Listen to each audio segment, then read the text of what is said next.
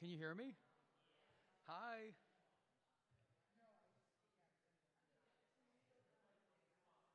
Oops.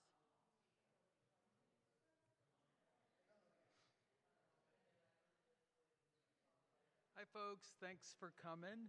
You can all hear me? Um, they're already starting without us. Welcome to tonight's panel about Between a Rock and a Soft Place, one of the exhibitions currently at TEFRA, Institute of Contemporary Art. Guest curated by Deirdre Darden. Between a Rock and a Hard Place features new work by Holly Bass, Adjoa Boros, Deborah Grayson, Katie O'Keefe, and Britt Sankofa.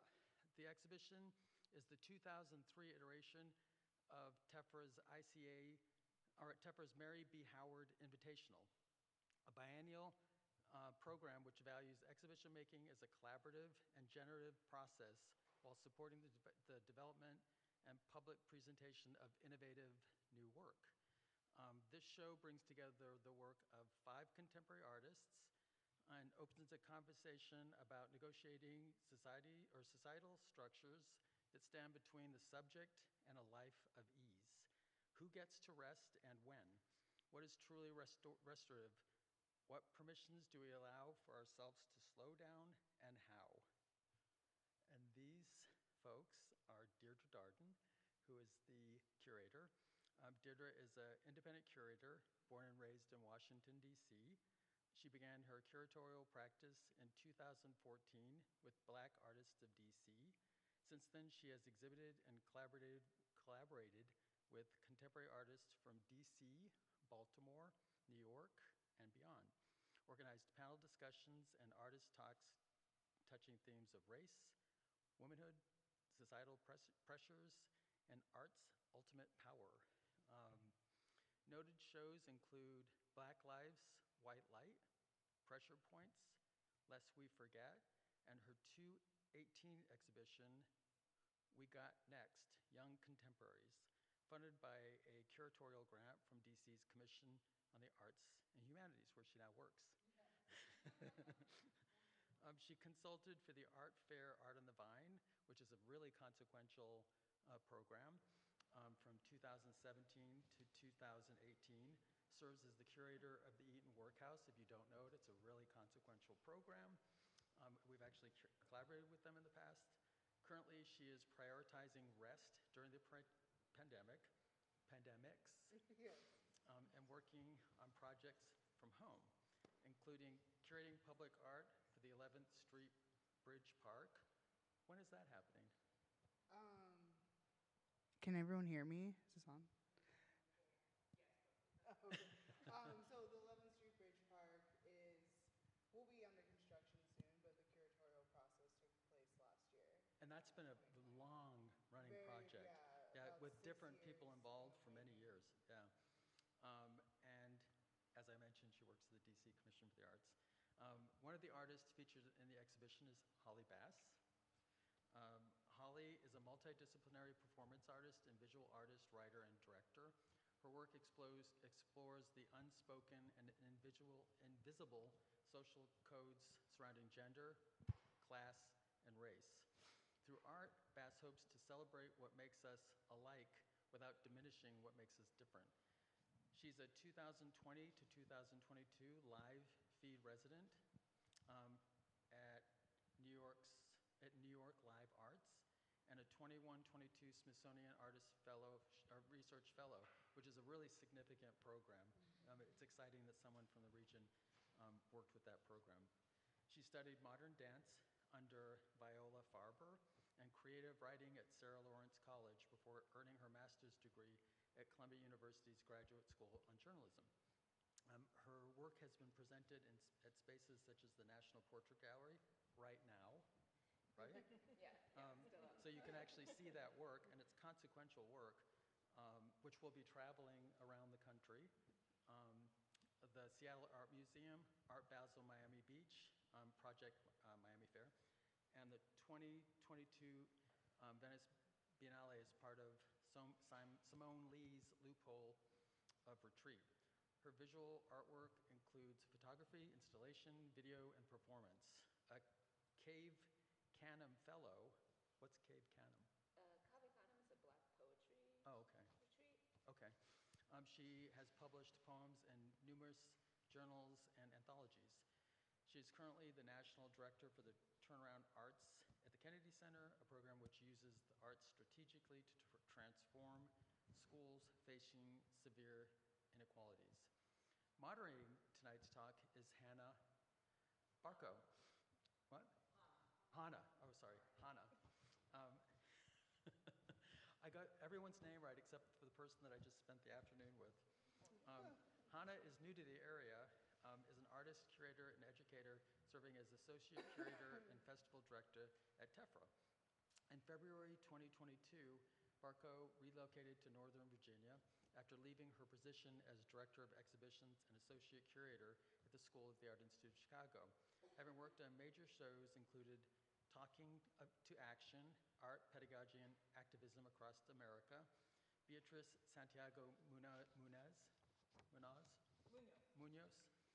Safe House, Envisioning Justice, Impact, and the Future of Our Plans. In a variety of roles, both inside and outside of institutions, she has leveraged her skill as an organizer, maker, administrator, and writer to manifest and present artist work since 2005. Barco has curatorial experience in performance art, socially engaged art practices, installation, and artist commission.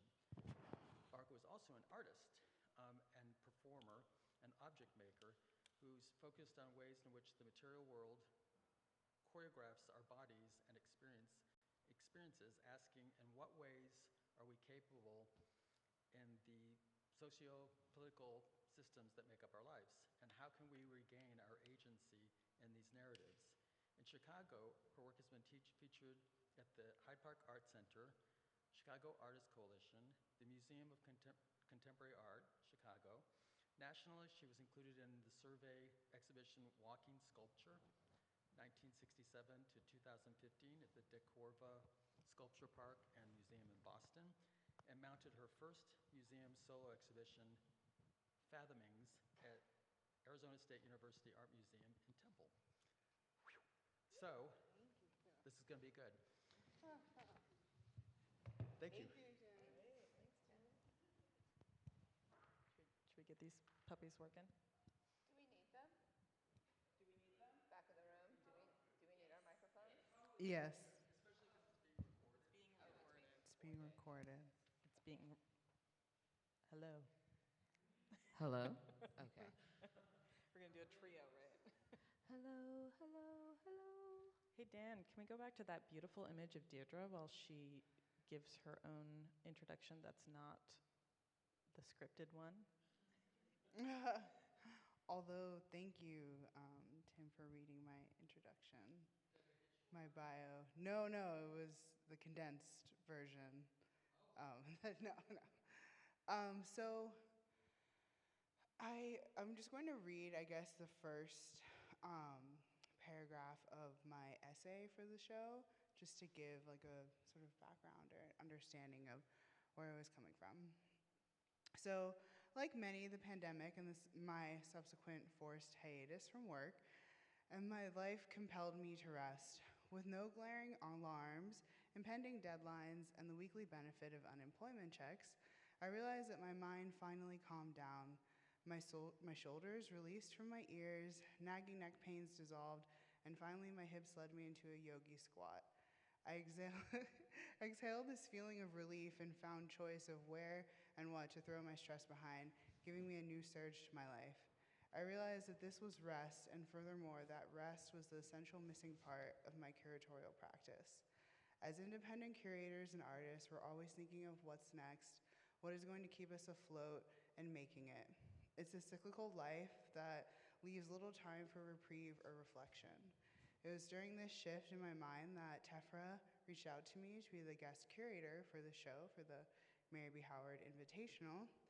And so when we were, just kind of going over what the theme could be and creating a theme for the open call, I sifted through my running list of exhibition ideas and finally settled on rest. As a curator, I view exhibits as a medium for me to explore topics relevant to contemporary life, and nothing felt more urgent than to address rest. The world had gone through a collective trauma bond, despite many of us already knew the dangers of life that were exposed, during the pandemic, and we needed a break. Through research, I found other contemporary artists have started to adjust their subject matter to reflect the need to see people, especially Black people, disabled people, and more marginalized folks at ease. Domestic scenes, peering out of a window, moments of joy, or tending a garden. And this exhibition adds to that movement and will show that art about rest is not just a pandemic trend, and that this is the art of the rest revolution. Thank you.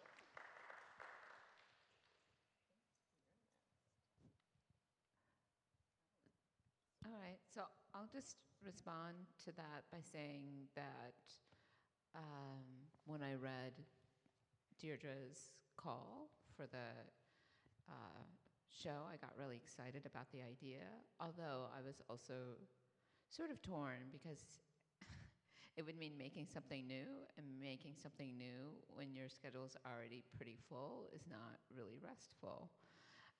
So there's an irony in that. But what I tried to do is not only think about representing rest, but to think about what it would mean for me as someone who is primarily known for doing extremely long dance pieces, to do a work that was restful in nature as well. And so that was sort of the challenge I set for myself. And so that's a still from the video that ended up being in the show, and it's called A Still Life, which is obviously a play on words. And then the parenthetical is for Laura, or I'm Laurie. My French is really terrible, but essentially I've dedicated it to the Black model who posed for several of Monet's paintings, but most notably Olympia. I was like, what isn't it? Yeah, Olympia, Manet's Olympia. And so in the video, which maybe we'll show in a moment, basically you see a figure at rest, and then in Olympia, Lore, as the maid figure, is presenting the flowers to the main subject, who's a white female, nude, reclining, resting. And in my video, I give myself flowers. So, and that's what happens in the video. Very short and sweet. Okay. Hannah? Yeah. I'll just jump in and quickly introduce myself more informally, and then we'll dive into conversation, which is to say, I found, if you can go to the next image, Dan, thanks. We were talking in advance of this and felt like we needed to make sure that not only were we on stage tonight in our roles in relationship to this exhibition, but also as our full selves, because as we want to talk about rest and pursuing a soft life and the structures of that the kind of, you made this wonderful comment that, capitalism creates these silos, right, or institutional hats that we wear. And so that is one of the barriers towards that full, enriched, soft life. And so I'm gonna wear my artist hat and my moderator and my curator hat, and so wanted to share one image of my work, which is nice since I've also met with so many of you today in your studios. I was going back and went, wait, there was a piece in which I slept, actually. So I thought I would just share that image with you, so we can start the talk tonight with an image of each of the three of us at rest in some form. That beautiful headshot of yours, Deirdre. And I see what you did there. Yeah, and and I'll just share that this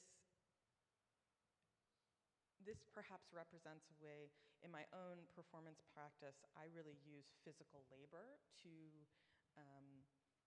get myself present in a space. There's like almost every performance starts with something that's hard to do. It's like what grounds me. And we're going to talk about performative presence tonight. And so I was like, when did I actually take a break And this piece, I had walked 13 miles, and 10 other performers had walked between 6 or 26 miles from wherever they woke up to that day to the museum, and then were greeted with a blanket and an alarm clock and invited to find a place to rest. And so during the opening reception for the show, we all napped, which is what you're seeing here. And then when the alarm went off, there was a final culminating performance. But I thought I'd start us off with that image. And I think now we'll also play your video, Holly. Yeah. It's about 4 minutes, I think, right? Yeah. Do you Okay. No, that's all. Do you want to do the whole thing? I think we just need to see up until Let the it play. flowers. Yeah, we can let it play and start talking whenever you feels right over it. That's true. Yes. Yes. I know Dan's working to pull it up.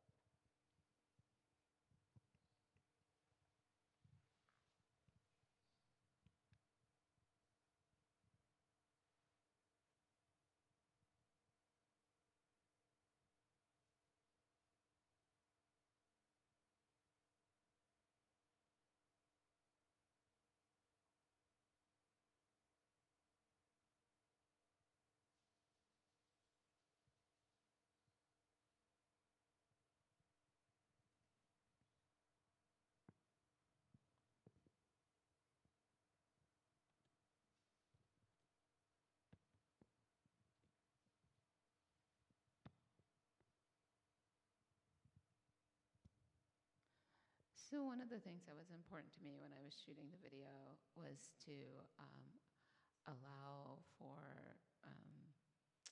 naturalness and imperfection. And so normally, if like you'll notice the light changes because the light is changing in the room. And normally, if I'm shooting something, I've controlled every element of the lighting. So, like the video for American Woman, like we really were like, we spent 45 minutes just setting up the lighting for a single frame type of continuous piece, right? And this, I was like, I'm not going to do that. I'm not going to, smooth out the wrinkles on the sofa. I'm sort of, but it's still like intentional. Like I chose the color of my dress and I chose the style of my hair and I put together the bouquet of flowers. But those are my real pillows. That's my real plant. I left the lamp in the background. And then I also was like, because I'm known for these durational things, I'm like, should I just like nap for an hour, and record an hour? And I was like, no, because I think it's just a concept, and then that becomes more work after a while to try to like be still on camera for a full hour. So it's like, it's just gonna be, like under 10 minutes, and then I'll edit it, and that will be the piece. But yeah, so that's basically the video. I think we can stop there. I think the other thing that I just want to say is there's something nice about watching something where not much happens, because then you start to focus on things like the exhalation and the inhalation or other small details. And I at least for me as a viewer, when I do allow myself to sit and watch something simple, I also relax. And so that was one of my hopes for the viewer. Yeah. I mean, that's a lovely lead-in. Deirdre, do you want to talk about the kind of environment of the show, maybe the paint color and other choices we made? Sure. Since we'll be seeing some of the installation shots. Yes, sure. So it was a great, I guess, opportunity for me. In a lot of the galleries that I've worked with, you don't get really the freedom to change what the inside of the gallery looks like, choose a wall color, or even in this case, the actual like configuration of the walls inside the gallery. So having that ability to create the environment and the flow in the way that I wanted it was really exciting for me. And I think we just wanted, well, first, the color was slightly informed by Katie's piece, actually, because Katie O'Keefe, the artist of this work here, she does this work kind of in a series, and it's a very sheer embroidered fabric, and in other versions of this work that she's done in the past, she has a specific kind of pink, like sparkly opal sort of color that she puts behind the work so that there's just like a certain light that comes through. So as we were putting the show together, I had that in mind for her work. Like, oh, okay, Katie has this specific color, and do we want to make the whole gallery that color, or will we find a color that kind of matches it, and how do we, not make the work stand out if there's a separate color, and then just thinking about what is the kind of relaxed environment and what color would that be for me. So then it was nice that Katie actually liked the color that we chose too, so we were able to have the whole gallery one color, and I think it's called like Solitude, right, or something. So that's sort of another funny thing, that once you pick something, then you read the name of the color, which are usually really arbitrary, but I think that it does give a suggestion to the calmness of kind of this like periwinkle color that the gallery is now, and the way that we configured the walls so that each artist kind of has their own space within the show and within the gallery, because it is a group show, but each artist was working with their own individual concepts and individual inspirations, and we were all, contributing to this conversation about rest. But just the nature of this being an invitational and everyone's making new work in the few months that we're together, I kind of wanted to give each piece their space and have the way that you move through the galleries, that you're discovering each work as you're kind of like turning through these corners that we set up. Yeah, so, I think what's exciting about this program, and is something I often think about in working on any show, but specifically because this program matches an invited guest curator with 5 selected artists to make new work, to make a show, is that it can be a generative process, right? And that it's not just a culmination, it's a jumping off point, or it's a conversation. And so I'd be curious to hear from whoever wants to take it first, like what changed, if anything, in your practice or in your ideas? How did the work that these artists end up making expand your thinking on rest, Deirdre? I know, Holly, you've already spoken a little bit to this, the way that the show became an invitation to not work too hard, right? And I'm curious, has that bled over to other pieces or other parts of your practice? I think the intention is there, but it's very much a practice. And so I have another show up right now at Transformer Gallery, which is a collaboration with Maps Glover. And I definitely think that the ideas in the Tefra show influenced what the gallery looks like at Transformer. There's a lot of white space. There's a lot of like sort of opalescent and pink and but we were in the gallery till midnight, like every night the final week, putting it up. So it's just hard. It's difficult to figure out. But I feel like it does make me think about it. Like, me and Maps being in the gallery till midnight also meant that the gallery staff were in the gallery till midnight, right? And so it's that tension between wanting to pour yourself into something and then being aware of the sacrifices that other people are also making in order for you to fulfill your vision. So that I've been carrying with me a lot.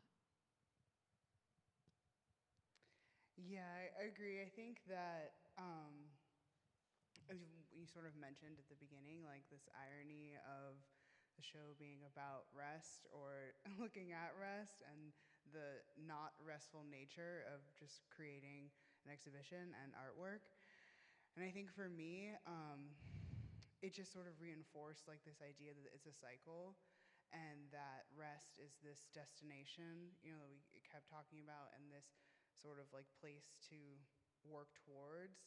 and that sometimes, work is going to be work, and it's not going to be restful to work. I don't know how else to put it, but that the rest is sort of what's afterwards, for me at least. And so it's also sort of like a motivator, to kind of keep going and keep seeing the show through, and making sure not to, dive into that overtired headspace, and because the details really come together at the last minute, and staying focused on what my original concept and ideas were, and making sure that it's carrying through the show, and then knowing like, okay, after the opening, I can sleep in, or I don't have editing to do, or whatever it was. And I think that some of the other artists felt the same way, that there was just a lot of work leading up to the exhibition, the timing. It's like we're right after holidays. We're still dealing with people getting sick, people traveling, and you just have things that take time away from creating your work. And so I think that the way I've been able to bring rest in to my practice is knowing that it's on the other side of work. Like, I think, I don't know if it made it into the catalog or anything. I was thinking about, there's a quote like, how I got over. And so I started thinking like, okay, or the only way out is through. And then thinking like, okay, well, if you're over on the other side of something, like, what is it? And so I feel like the other side of work or suffering is rest. So if the only way out is through, you have to do the work, and then you get to have the rest.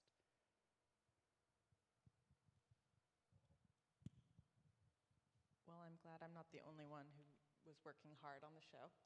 I knew that, right? I mean, but I think I guess I was excited. I think when I heard about the concept of your work, right, I was like, she's gonna really sleep, right? And then your proposal, right, there was, and I'm just being honest for the sake of like teasing this out. I was like, oh, she didn't sleep for like hours, but I really appreciated your answer, right? Of like, that wouldn't have actually been restful. And so to me, if the work is sort of about something but not the achievement of it, because as artists, and as arts professionals, right, we are just like, the system isn't set up to make that a life of ease. That's not the system we're working in so many ways. But where are the places we can turn that? And so I'm really curious to hear you speak in terms of performance, like about the performative modes across your practice, because with this phrase, just being, which has come up really in your framework of the show, and actually, I think every single artist used it in some way. I mean, you use it in your project description in terms of inviting the audience to watch you to just exist, to simply exist, I think is the phrase you use. And each of the so let's talk about just being, which is different than maybe making the show happen. Sure, yeah. This was one of the questions I thought was kind of interesting when we were doing our pre-planning. And maybe I'll like kick it back to you as well about, because you sort of suggested that you had like an aversion or a disconnect with understanding just being, and in the show. And I think potentially, I was like, when did I say that? And then I'm like, oh, okay. I think it was maybe like after Zoma's presentation at Dominic's show, and she was talking about like not belaboring the work. And we were going over some of the materials for the show, and I just wanted to sort of enforce that in what we were doing, because I guess as a curator too, there was this moment where I wasn't exactly sure, what all the work looked like or what it was. So over analyzing it didn't feel like it was the right time. So that just being or letting the work exist and understanding that these 5 artists were selected for their concepts, they have amazing experience, and that it's my job to construct it all together and find a way for it to exist, and that kind of just letting the work be what it was going to be for each individual person, and having the concepts be the thorough line, and that, and I wrote down some more things, but that was kind of, I think, where I was thinking of, because just being also, like, personally, when you just have like a, maybe you're a low sense of anxiety for the day, and you can just like relax, or just being, but in this context, I think I was thinking of talking about the work, and letting it kind of like come together or speak for itself, and not applying too much meaning too early on, without, the artist's intention, knowing it just yet, or like how didn't want to make too many connections between all the work when I just like wasn't sure yet. So I was just in this mindset. And when Zoma said that, don't let the over belabor the work, I was like, that's exactly what I'm thinking. And now she's found a way for me to vocalize that.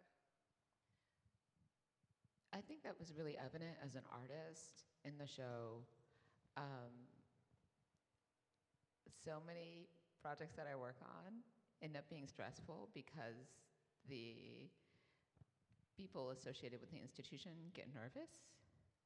And in their nervousness, they start to micromanage or request extra things of the artist, which don't help the work or the process, but just make everything harder. And so it was really actually quite a relief. I don't know if I verbalized this to you both, to feel like there was a sense of trust. Like, you selected each of us to be in the show because we had a track record and also a proposed idea, and understanding that the final work might very well be different from the proposal, which is a natural process. And, of course, there were deadlines and things, but for the most part, I feel like you all were very chill, for lack of a more, the scientific term for that is being chill. And it was super helpful for me as an artist, particularly because I was working on other productions where people were not chill. And that was a realization for me where I was like, oh, it's not just that making art is stressful, it's that the industry and the culture of presenting art is high anxiety. It's like all these high anxiety, like very detail-oriented people all in one room stressing everybody out and themselves. It's like we all just need to chill. Everything's an emergency. Everything, and it's like, it's really not. And so that, I think, is how I relate to, like, just being, like, I had my idea for months, but then and I actually did a draft of it in the summer, but I didn't like it, so I reshot it again in the fall. And so just like having that freedom to be like, yeah, like the work will be there, like that was really actually quite lovely, I think.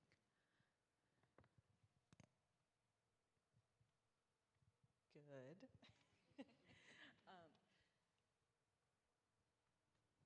Is it okay to stay on the topic of just being for a second? Sure. Because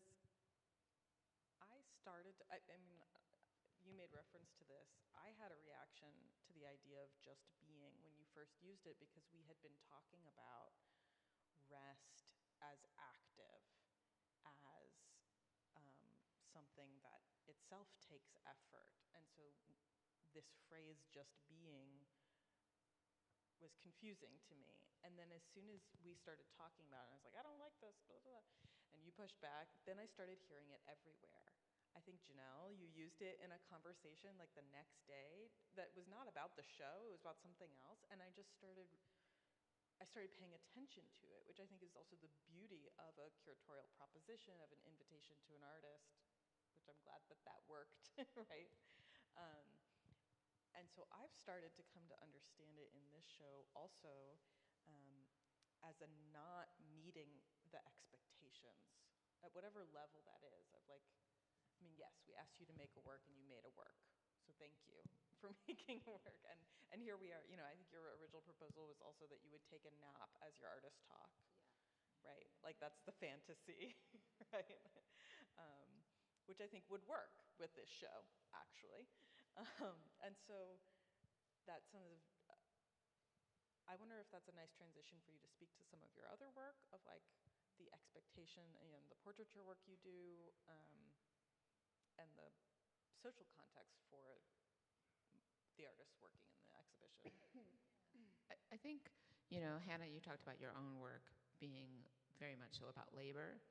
And one of the slides in here is a piece that I did with my father from a show called Root Work. My father grew up in a small town in Georgia in a family of sharecroppers. And I kind of knew that my grandmother had worked in the fields before she became a domestic. But I didn't understand that my father also picked cotton basically from age 5 to 15.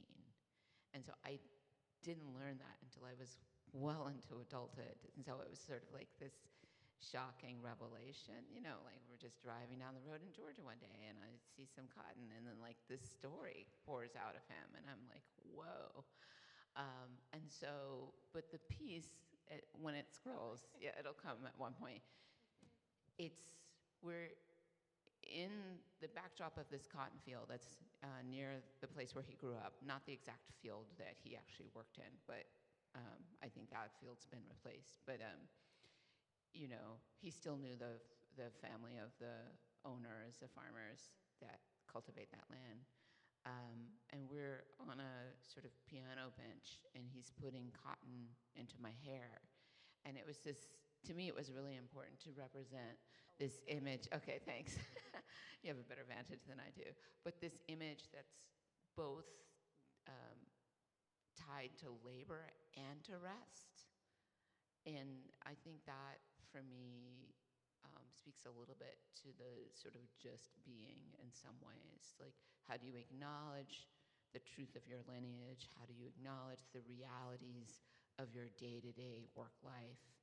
And also, you know, There it is. yes, that image right there. So, yeah, that's from Root Work. And I love that image. I think it's really beautiful, like the father and daughter. This piece is Come Clean. It's another piece that I think of almost as restful. So I normally, like I was talking about, do these like 5 to 12-hour dance pieces, and I had done Moneymaker and was like, my next piece needs to be intimate and small. Like I did like the spectacle, the long duration, the dance, and so, but still vulnerable and risky. And so asking like strangers to wash my hair is a very, very intimate act, and that's what Come Clean was based on. So I think that there's, in some ways, without realizing it, that quality of just being had started to weave itself into the practice. But it was really nice to have this explicit moment to think about what just being means, you know? I'm thinking just now too that for me, just being also is not, because I think this was like a newer concept when we were talking about soft life too, especially, and like what does that mean? Where did that come from? What is the definition? And not wanting to, I guess maybe like over explain certain things, or understanding like, okay, if this is something that is just kind of like percolating online or just getting movement, just getting defined, that there is like this evergreen quality, and maybe I can't really articulate exactly like what the definition is because I'm still figuring out myself. So that was also too like just absorbing still because I know another one of your questions was talking about curating as research, um, and that, I think that you can use an exhibition to experiment or explore ideas. And so that's kind of where this show came from too, and that just being was like that, not in an informal or casual way, but just that we're still kind of navigating this new territory. And even wouldn't even call it new, because I think that there have been many centuries of work that address rest, especially in Black art history. But that this contemporary soft life movement, that being something new that, like millennial and Gen Z generations are attaching to, as a way to just like say like, okay, I don't want to live this certain way. I want to embrace my priorities, and have a soft life, restful life. And so that was another just being of just like, just discovering what it is, and not wanting to come off as like an authority on soft life, because I just, discovering it myself. So that was another, I think, where I was coming from with just being, or letting the show just be. I love so I watch an inordinate amount of TikToks, and especially being a Gen Xer, of my age mates, I'm the most TikTok aware. But I think what I appreciate about, Gen Z is this idea of soft life as a value, as opposed to, when I grew up, if you wanted a soft life, you were just selfish and lazy or something like that, or you just wanted to be rich and coddled. But thinking of soft life as actually something meritorious, or you deserve nice things, you deserve softness, and you should have the option of choosing. If you want to hustle and grind, more power to you. But if you want to have a soft life, have a soft life. And I feel like it's actually, given me a lot of permission to pursue some elements of soft life. And some of it's material. I bought myself cashmere socks, which is something that I've wanted for a really long time. But I was like, oh my God, you're going to buy $35 socks? One pair. But I did it, and they're amazing. And you have to dry clean it, probably, right? No, I hand washed them. Oh, hand wash. I hand washed them. I just washed them last night, and That's a lot of work, though, to hand wash socks. it's not. I mean, it's worth it, though. It's worth it. Oh wait, no, I did them I did all the knits on Delicate, and then I hung them to dry. Sorry, I didn't hand wash them, because I did think about that. I was like, you're gonna hand wash each pair of socks. No. So all the sweaters went in the washing machine. But I have a sweater stone. It's for getting the pilling off. And I brushed my cashmere socks, and then I put them back on. And my feet were very happy. Yeah. And I feel like I got my money's worth. And it's like... And I can see how happy it's made you. Right, just talking about it. I've got this big smile on my face. They were all that I hoped they would be. Mm-hmm. Some things you spend money on and you covet, and then you're like, it's actually not that great. Oh, I want to know what it's like to be in VIP, and then you get there and you're like, there's nothing. Crowded. Yeah, there's nothing here in the VIP room. But cashmere socks, 10 out of 10. Yes. It is relevant that we're talking about socks. Let's just be very clear on that. Because I think you hit the nail on the head for me, and what my first reaction was is that my own upbringing, that I had to I'm on my own journey of unpacking that sense of taking time, or those indulgences, that's either selfish or privilege, or being coddled, right, or wanting, and that there's merit to it. And I think that's part of the beauty of the show, is that there's these, the 5 participating artists are each kind of struggling in some way with that idea, or contending with it, but from a really different maybe upbringing or sort of value system related to work versus rest. Do you want to speak to any of the other work, Deirdre? You don't have Sure. to. But So we have Holly present with us, but the other 4 artists in the show, I guess I'll follow the slides. This is a still from Britt Stankofa, and then we have Audra Burrows on the right, who was inspired by interviews and conversations that she did with women in her local community garden in Western Virginia, actually, and was looking at the garden as a restful place, and then also re-examining the history and of Black people's relationship to gardening, to soil, to working in that type of environment, and that these women, it's not about forced labor or anything monetary for them. It's actually their rest and their reprieve.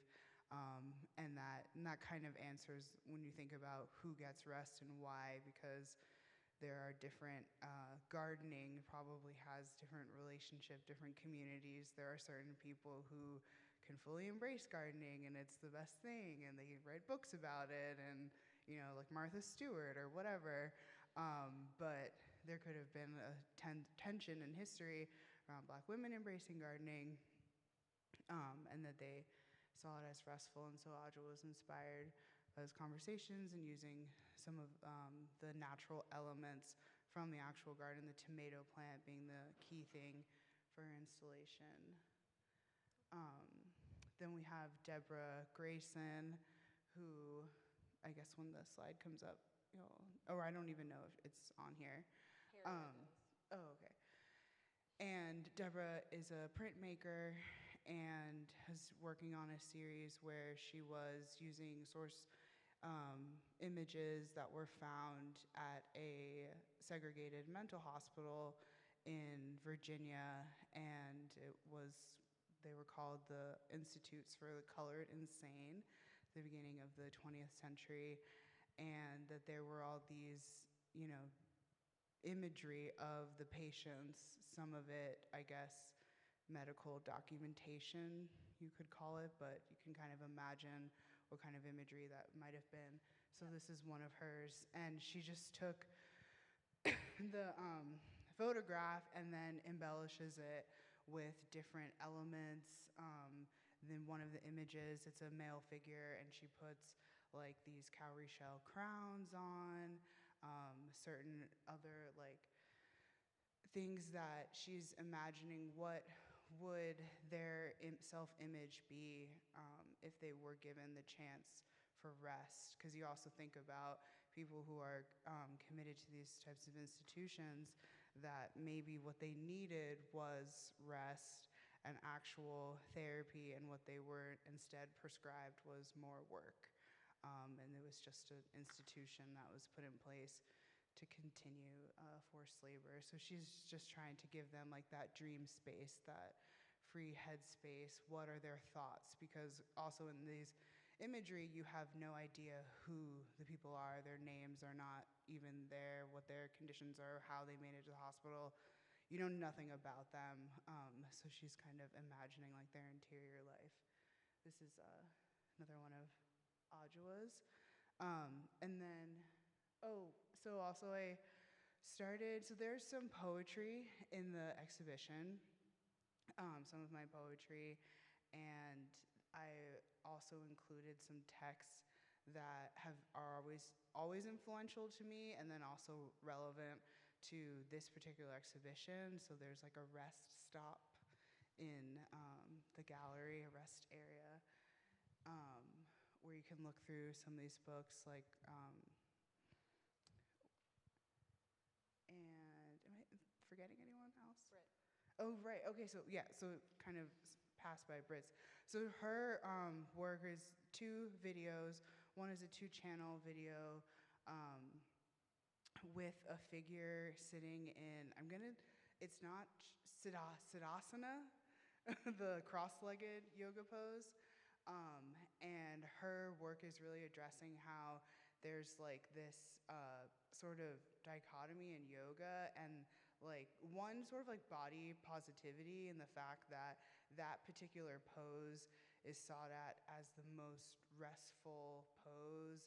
And if you can hold it for 10 minutes and you just get, this elated feeling, but depending on your physicality or your, flexibility, sitting that way is not exactly restful. And then also when attempting sort of any like yoga practice or meditation, the two channels in her video are playing what would be like your internal monologue, like when you can't shut your brain off when you're trying your hardest. And so, so the crescent moon is to signify the do not disturb on the iPhone. So like even if you turn off every alarm and every notification and you're sitting there with your Yoga by Adriene or whatever on YouTube and like you still just can't get Instagram out of your mind or whatever. So she's kind of working through that idea that rest is a challenge, and there's all these things that we're confronted with and distracted by, even when you're putting your best effort to be restful. And then the other video is actually Britt herself sitting in that position, but I think the video is just from the neck up, and you can listen along to her meditating through that. And that's another shot of Audrey's. What? Yeah, we should do questions. Do folks have questions for Holly or Deidre about ideas or work? May I ask about the choice to include only women artists? Sure. It wasn't like a directive that I had at the beginning. So this was an open call exhibition. The call went out, applications came in, and I did sifted through, and the call actually had 2 questions, 2 prompts, and I think I remember them correctly now. What would your work look like if you were fully rested? And what would your practice be if your needs are met? And so at first I was just looking to the response to the questions and who did I, was I moved by their response. And a lot of the artists that I didn't select and were sort of easily weeded out at the beginning had responses like, oh, I would make the largest painting I've ever made. Or I would, have the ability to, a lot of it was addressing the scale of the work, thinking that, rest would make you be able to go bigger, which I, appreciated, but I was thinking more on maybe like a philosophical, emotional practice way. And so, and maybe it's just, that artists are more sensitive and more in tune, and so their responses led that, me to understand, okay, they're thinking about these questions past just what would the materiality of their work be. And as we were weeding it down, it just kind of came to these 5 women artists, which I'm really happy about because I think even though I tend to work with a lot of women artists, now I guess in my other job, other realm, and more public art, public facing art, it's a lot of male domination, and even just in contemporary art in general. So I'm always happy to support women, and I think that they just had a similarity in how they were thinking about the show that led me to grouping them to begin with. Yes, Michelle. Thank you so much for everything you shared so far. Similar to the question about women being in the show, I'm wondering, once you had already selected the artists, did topics or ideas about gender come into the exhibition text or in the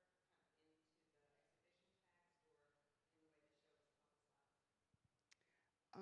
In the publication, I'm not sure if we highlighted specifically that they were all women. I know when we were first, we had our first meeting, and also in their applications, it was definitely discussed that, there's sort of more work put on women and that it might be a harder reach to rest in that way.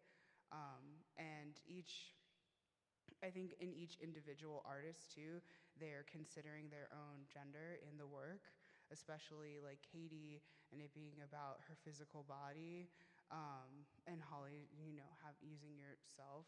I think you can speak to that, but I think you're always conscious of the fact that, you are a Black woman and you're putting yourself in your work, in your videos. So if you want to take on that. I was Holly, talk about if you wanted gender. to answer, if you wanted to put something. No, I feel like you answered the question. I mean, Yeah, it's kind of like my, I guess like my starting point to a certain extent as a curator, and not in like a bias, but that it's just what I tend to want to know more about. Like, what are Black women thinking? And so- yeah, I will say that I feel like a lot of the cultural conversations that I'm most interested in have been driven by Black women. So whether we're talking about, Adrienne Marie Brown talking about emergent strategy, but then also pleasure activism, and the idea of like, we're not just pushing to make the world a better place so we can be exhausted, but hopefully we're doing this work of change so that the world can not just the world will be more just, and therefore there will be more balance and more enjoyment for everyone, right?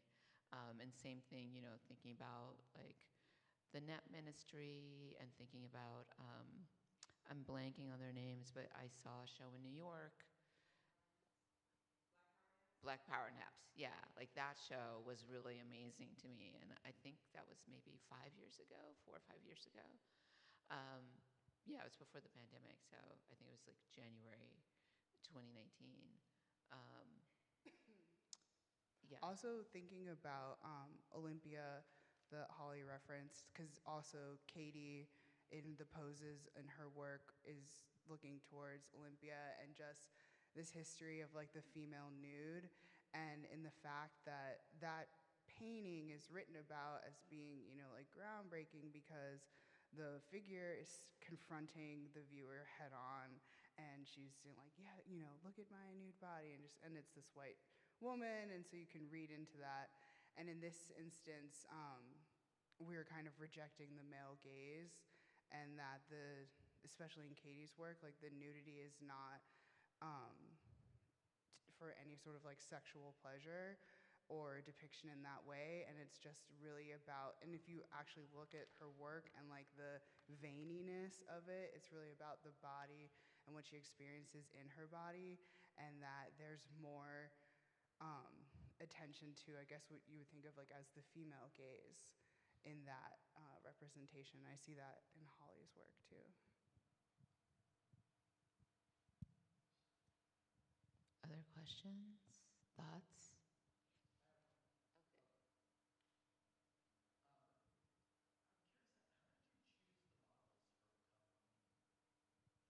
Oh, yeah, that's a very, very specific process, which I can tell you about pretty quickly. I didn't include a slide here of this image, but there's another image of me sitting after the show with 3 Black women, and we're all wearing white. And their function in the show, I call them the water bearers, because they literally carry water and pour it into the basin, so that each process in the show, someone washes my hair, someone conditions it, someone oils it, and like separates it. And so before the performance starts, they actually sort of use their intuition to approach people and invite them, like, hi, this performance is about to happen. Would you like to be a participant? Here's what you need to do. And their only rules is that the 3 participants, they can't all be the same gender and they can't all be the same race. Because one of the things I was concerned about in most art spaces, you would just end up with 3 white women washing my hair. And so I wanted to make sure that there was someone male or even non-binary, and then I wanted to make sure that there were different racial ethnicities included, so that there was some sort of cultural or social diversity. The one time we didn't follow that rule, we were in a space in Virginia, and the curator volunteered someone. My friend really wants to do this piece, and we were like, okay.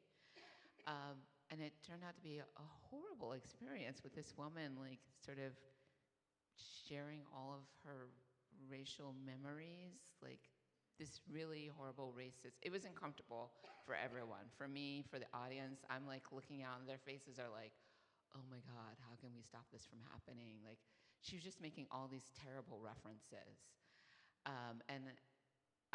So the water bearers were like, whoop, we're gonna get her off. And then we ended up bringing on, they had a young white man who was playing violin at the gallery. And we were like, you there, can you come? And he did a fantastic job, but it showed me something. I had set that structure up just intuitively, but now it's something I insist on, that those Black women are my protectors, and they're also the guides, and that they must be in charge of making the selections, because it's about like an energy exchange when you're doing something that intimate. So yeah, that's the selection process. Mhm.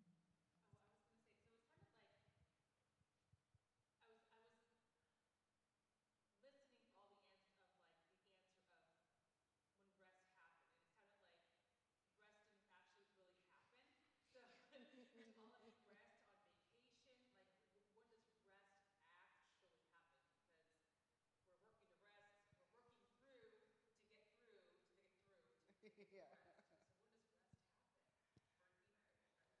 Um, so one of the poems is called Rest Is, and it's more of like a list of all the things that I broadly would define as rest, or experiences, or foods, or songs, or things that bring on that sense of rest.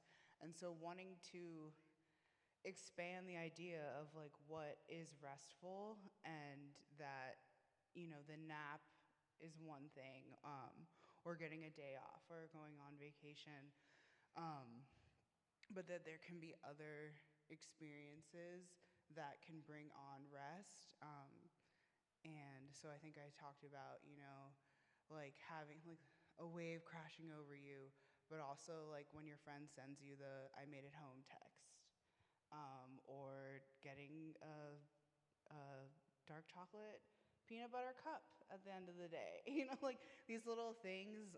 That's where I started going with thinking, because it is, you don't always have that moment of being able to fully check out from whatever you were just working on to completely restore. And that's kind of what leads to you not being restful, is that there isn't the chance to always grab that. So I was thinking, um, just what are moments that I can attach to that bring me that feeling of rest? Micro rest, yes, exactly.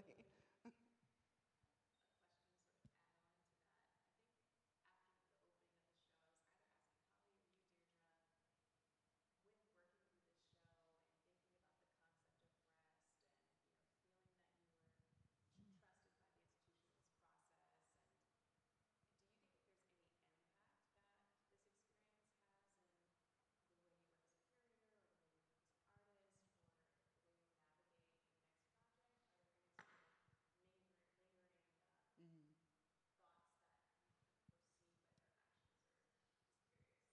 Definitely. Um, I was finishing up a short research project at the same time, as this exhibition for Washington Project for the Arts, and I was doing research around burnout, essentially, and what that means and how it shows up, and it led me into looking at newer works in the last 5-10 years that are addressing the subject of rest, you know, however it may be.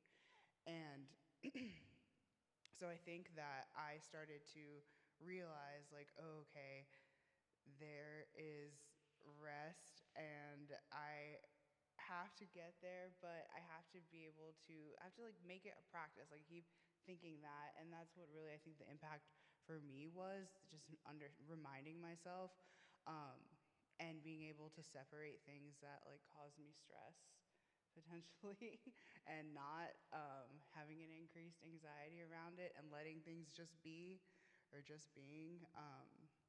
And also I started to think about, I've read this like on a tweet, but that sometimes like even when you're making art or you're making a show, like you're still not even really sure like what it is about.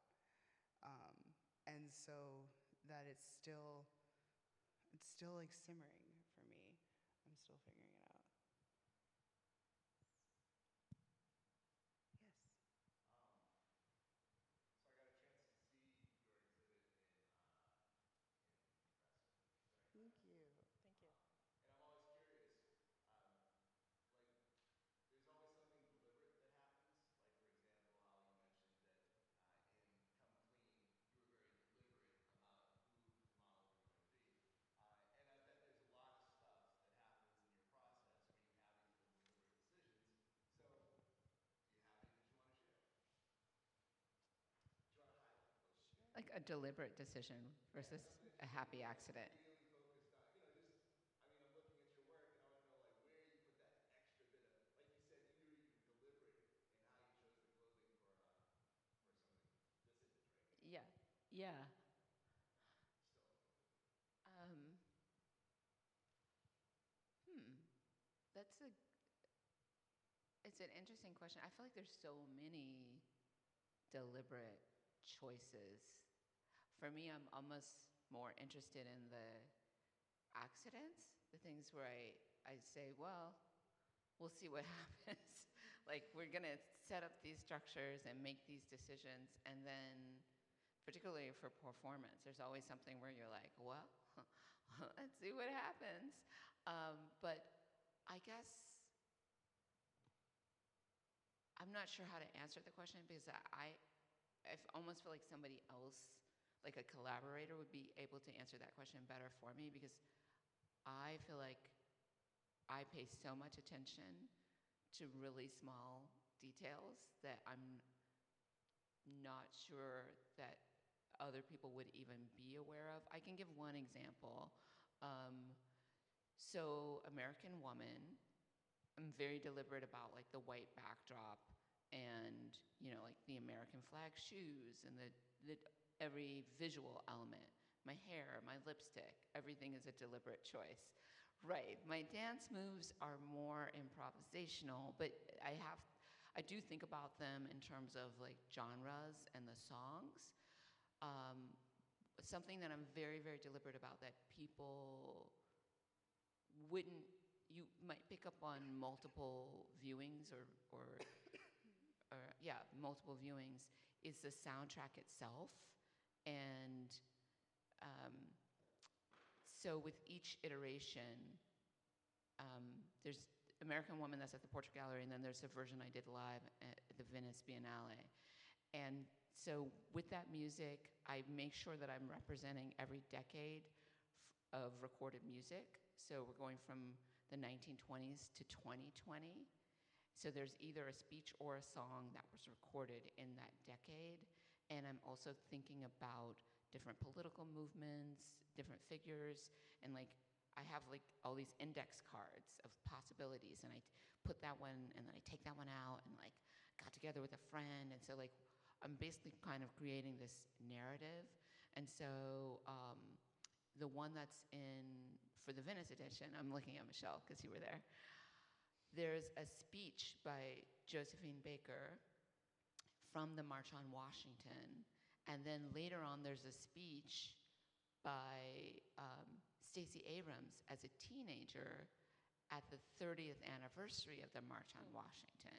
And so that's something that's like very, very deliberate, but the audience isn't gonna know that. Like a lot of times they listen, they're like, there's something familiar about that voice, but she's a teenager, so her voice sounds a little bit different. But once you know, you go, oh yes, I hear Stacey Abrams in that, right?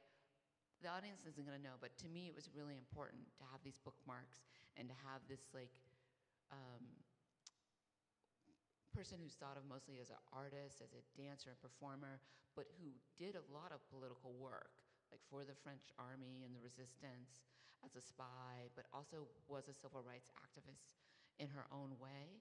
And then how that to me paves the way for like Stacey Abrams to actually be someone who's a candidate running for office and holding office and organizing in that way. And so that's an example, I would say, of like a deliberate decision that's in my artistic practice. It's American Woman. Yeah, yeah.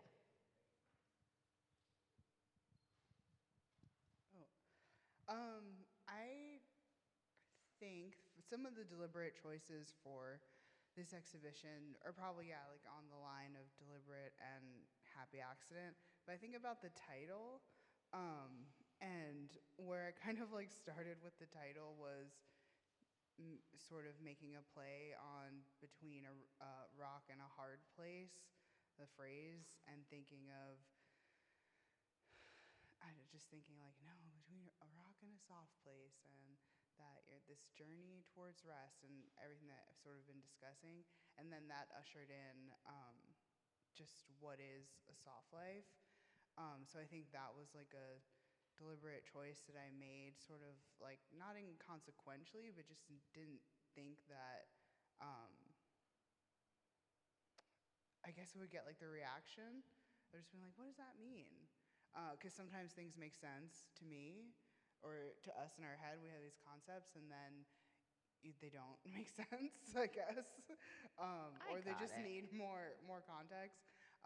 So that was one thing, and then of course the reading room became very deliberate. The texts that were present there, and there's an additional program throughout the course of the show that will relate to the books there. And then including the poetry, I think was really deliberate. I often have, in my practice, I like to make a lot of haikus. It's just like a mode of organizing thoughts for me. And so I tend to have a lot of poetry when I'm working through ideas, and they don't always make it into the exhibition or into my writings. Sometimes it can be like a note-taking kind of quality. And then in this show, I wanted to explicitly include it, and I think I was also inspired that Dominic had his poetry in there, so I was like, oh, I'll throw my poetry in, why not? And but also that it's a way for me to keep expressing the concept, even if I wasn't fully ready yet to be as articulate as I like to be. But that I can use the poems to get there. So it was very deliberate to put them in the show, and then also where they are in the gallery. If it makes sense, I'll just also comment on our conversations around the exhibition floor plan and the layout, which I had the honor of really working both with the artist and Deirdre on and thinking through what would serve the work and the vision of the show. And for example, your piece, we come upon it, right? So it's not presented at the front in the way that maybe Manet's Olympia is still presented and meeting you, but kind of has an alcove or a space to sit and spend time. So I think that's part of the work of the curator or the institution, is to think through how the audience will encounter the work. And that's what we got to really think about, even with, I know another big thing we worked through was Adjoa's installation, and so the garden imprints and the 3 paintings, making a kind of space again that was a destination that was close to the bench that we have built in. Oh yeah, there it is. And the central work, Garden Cloak, has this cocoon-like enclosure, but then to also frame it with the 2 other paintings, Soil Sanctuary and Earth I Thank You, that themselves become like another concentric circle, right, that holds a space. There's so much holding of space, actually, even in the way Brittany's figures are sitting, and the kind of coming to rest, or the tossing and turning in Katie's figures. One of the things we also talked about was how many bodies, how many figures were going to be in this show. And Adjoa always challenged me. She's like, there's no bodies in my work. There's no bodies. but I do think there is a body, and I had both in Garden Cloak and that wrapping, right? So there's like a missing figure, and I had a wonderful conversation with someone who said, an audience member who came in, that in the prints, the monoprints with the gifted plant material, that she felt she could feel the presence of those gardeners, those women who had gifted, right? And so there's this lovely thing throughout the show that I think is what we've been talking about all night, that's about making space for, holding space for those things to come through that don't have to be hyper-analyzed. Thanks, Deirdre, for keeping me from that, right? And letting them speak, getting out of the way of the artists and the artwork. And I think with abstract work, while it might not have like a figurative quality or represent a figure, that it still addresses, people or culture, especially in an Ajoa's case, and that you can still read a representation from it, even if it's not an actual body. So I thought it was kind of cool to have that counterbalance to the other figures in the show. And that's something that when we were first selecting the group of artists, was keeping in mind knowing Ajoa before the show and knowing her practice, and that she works in an abstract printmaking way, and knowing that she would be able to bring in that different kind of pace to everyone else. Tim, how are we on time? I think we're good. All right. The questions are so good that we could have another one. Any other questions? There's one there. Oh, Sorry to go back to the deliberate thoughts, but I was just really intrigued when you said that you arranged the flowers yourself for Still Life of Flowers. And would you be able to talk more about how you chose the flowers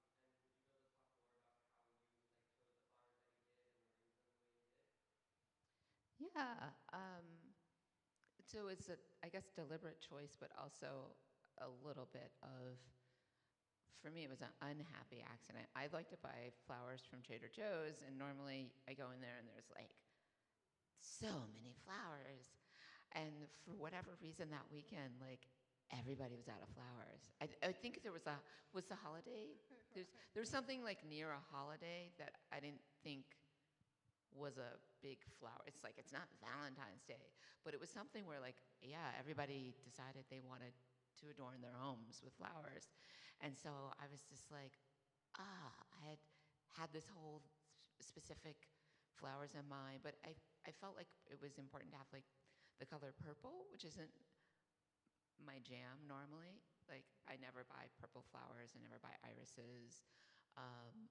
But it felt like maybe some sort of nod to Alice Walker and womanism and black feminism, but the purple flowers, the white, things that felt kind of like a delicate but sturdy, and also the length, so that it was a little bit more extravagant. Like, I normally just buy little tulips, or short little roses, but I'm like, no, I'm gonna buy the big, long flowers that don't really fit in.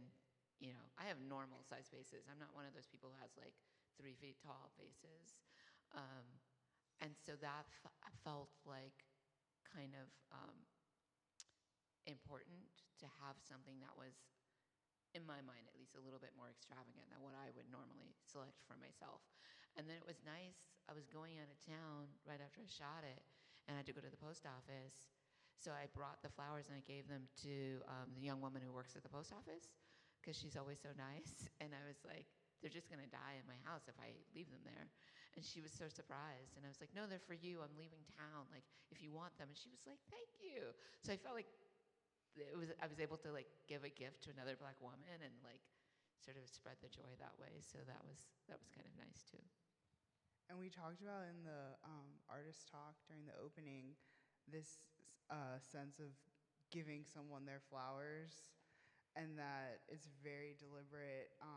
Holly was she was thinking of that phrase as well while she's physically getting the flowers for herself in the video, but also that appreciation and that permission and that gratitude, passing that along. And it seems like you did that in real life too, like recycling the flower, like giving that other woman her flowers, and just like that, just giving Black women their due, basically. Yep. Oh, and Alyssa's going too. Since we're on the topic of rest, favorite piece of furniture? Furniture. Favorite piece of furniture? Um, I can answer. yeah. So in my apartment, which is, I'm not a big sort of design person because I feel like I treat my apartment as a live workspace, and so it has to be functional. So all of my apartment has to be something that, all of my furniture has to be something that I can pick up myself and move out of the way, so that I have these beautiful parquet wood floors. So it's my dance studio. What's that? And roller rink, yes. I also roller skate inside my, yeah.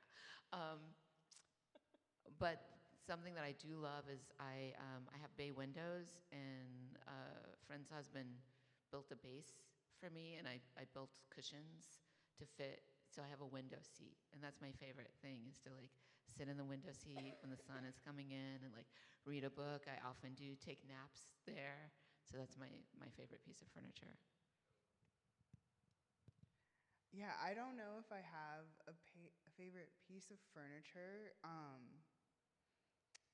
I actually really dislike my bed.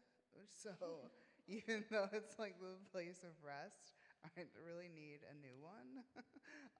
But I have like a very particular pillow that is my favorite, it's almost like a security blanket. I can't like sleep well without it. So I think that would be my answer. Put in the universe a new bed for you. Yeah, I think you, and I do. It actually ended up in the show. That black chair um, is from my house, and that is actually a really comfortable chair that I do like to sit in and read. And the cats that I foster also really like that chair. So that might be one of my favorite pieces of furniture. What about you, Hannah? Favorite furniture? I have a piece of furniture named Muffy that is something that my partner and I built. It's a box from this cabinet. It's like a drawer, and we gave it legs and turned it upside down and upholstered it with fake fur because we wanted a dog, but we don't have time to have a dog. And it's very functional. It allows me to put my feet up, which is the most comfortable position for my hips. You've probably seen me all night doing this because I really want to do this.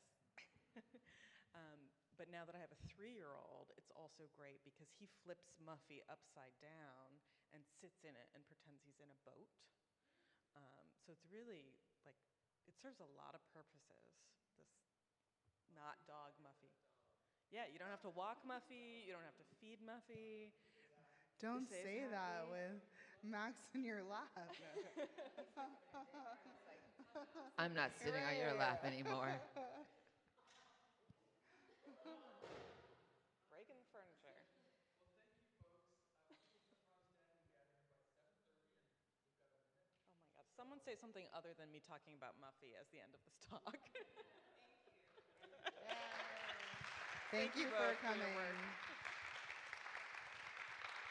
Yeah, I will really give like a heartfelt thank you to everyone for coming. And as I was thinking more about your question, Janelle, about the impact, and I will say that as I've shared about the show, I've received a lot of comments from other artists that they're thinking about the same idea. So it's been really comforting for just myself to know that I'm not kind of alone on this journey of contemplating rest. So just having you all here also to attend the talk and be so enthusiastic with your questions means a lot. Thank you. I have a special request. Would you close us out by reading your poem, Rest Is? Can you? And before you do I that, have 20/20 vision, but I'm not sure. Okay. Okay, it says. nice. Wait. Before you read it, so I'm going to give you a second. Please know that we have a lot of other public programming related to Between a Rock and a Soft Place including tomorrow. We have a creative response from Very Sad Lab doing a sound bath and restoration work for houseplants, sad houseplants. Yep. So please come out for that tomorrow in Reston from 4 to 6. And you can also visit our website for additional creative response work and an insights program, as well as a family-friendly workshop on Saturday, February 11th. And with the closing of the show, there's still lots of time to come see the show, experience it, hang out in the library, sit in the comfortable chair that Deidre's cats are missing right now. The show closes on February 25th. Okay, so it says, rest is a wave rushing over me, a deep sigh of relief, a paid bill, joy, peace, quenching a thirst, a faraway deadline, a neck adjustment, thick love, permission, freedom, the counter to oppression, a cool breeze, a piece of ripe fruit, delicate, a good stretch, not just a reward, a finished book, just got home text, a full fridge, a dark chocolate peanut butter cup, an unfurrowed brow, day 3 hair, a morning with no alarm, an affirmation that works, a good hormone day, eating without pain, a fresh made bed, a whole fried fish, setting boundaries, an investment, the balm, a familiar laugh, a tight squeeze. Rest is restoration.